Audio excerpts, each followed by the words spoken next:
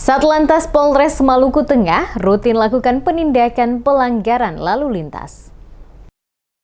Satuan Lalu Lintas atau Satlantas Polres Maluku Tengah menjaring puluhan kendaraan roda 2 lantaran tidak melengkapi surat-surat kendaraan, serta melakukan berbagai pelanggaran lalu lintas lainnya. Kasat Lantas Polres Maluku Tengah, Frans Nivaldo, kepada tim Demes Media Group menjelaskan, kegiatan ini adalah rutin dilakukan pihak Satlantas Polres Maluku Tengah guna menindak berbagai bentuk pelanggaran secara manual di jalan raya. Kegiatan ini, kata Frans Nivaldo, adalah kegiatan rutin yang dilaksanakan jajarannya guna memastikan setiap pengendara kendaraan terkhusus roda 2 untuk tetap menaati aturan lalu lintas. Di antaranya selalu menggunakan helm saat berkendara dan membawa kelengkapan surat-surat. Selain itu juga menaati aturan rambu-rambu lalu lintas karena dari hasil temuan di lapangan masih banyak ditemukan pelanggaran dari para pengemudi kendaraan roda 2, yakni melintas jalan yang berlawanan arus dan juga banyak yang tidak menggunakan helm. Dari hasil temuan tersebut, pihaknya langsung melakukan penilangan di tempat bagi mereka yang terjaring melakukan pelanggaran dan bagi yang terkena tilang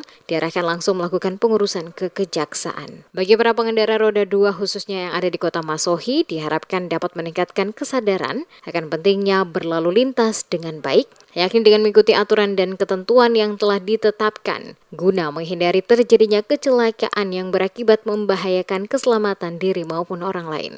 Tapi kegiatan rutin penindakan pelanggaran ya secara manual. Jadi kami himbau kepada masyarakat untuk tertib lalu lintas dan menggunakan helm dan jangan melawan arus. Ya, ini dari kapan Pak kira-kira Pak kegiatan ini Pak? Kegiatan ini sudah berjalan seminggu dan ini kegiatan ini rutin. Setiap hari kita laksanakan penindakan pelanggaran. Ini langsung ada penilangan di tempat atau gimana Pak? Iya, langsung ditilang di tempat. Nanti masyarakat bisa langsung kalau yang ditilang bisa langsung bayar ke kejaksaan.